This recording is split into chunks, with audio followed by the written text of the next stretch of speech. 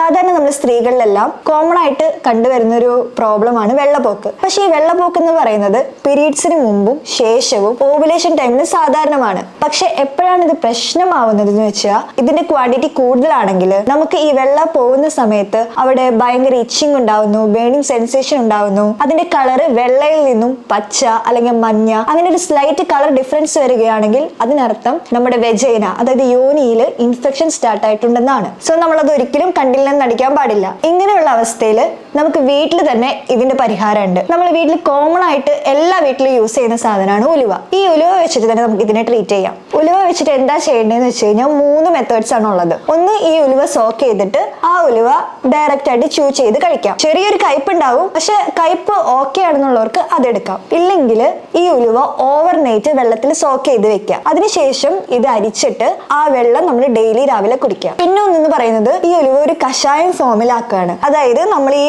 ഒരു 2 സ്പൂൺ ഉലുവ ഒരു 2 ഗ്ലാസ് വെള്ളത്തിൽ ഇട്ടിട്ട് അതിനെ നമ്മൾ ബോയിൽ ചെയ്ത് അതൊരു പകുതി ആവുമ്പോൾ ആ 1 ഗ്ലാസ് വാട്ടർ നമ്മൾ ഡെയിലി 2 നേരം കുടിക്കാം. സോ ഇത് ചെയ്യുമ്പോൾ തന്നെ ഒരുവിധം എല്ലാ ആൾക്കാർക്കും അധികമായിട്ട് വെള്ളം പോകുന്നതും ഇൻഫെക്ഷൻ ആവുന്നതും എല്ലാം കുറയും. പക്ഷെ ഇതൊക്കെ ചെയ്തിട്ടും നിങ്ങൾക്ക് അത് കുറയുന്നില്ലെങ്കിൽ അണ്ടർലൈങ് ആയിട്ടുള്ള കോസ് നമുക്ക് കണ്ടുപിടിച്ച് അതിനെ പ്രോപ്പർ ആയിട്ട് ട്രീറ്റ് ചെയ്യണം. സോ നിങ്ങൾ ഇത് ചെയ്ത് നോക്കിയിട്ടും നിങ്ങൾക്ക് ഇത് കുറയുന്നില്ലെങ്കിൽ താഴെ കാണുന്ന നമ്പറിൽ ഞങ്ങളെ കോൺടാക്ട് ചെയ്യാം.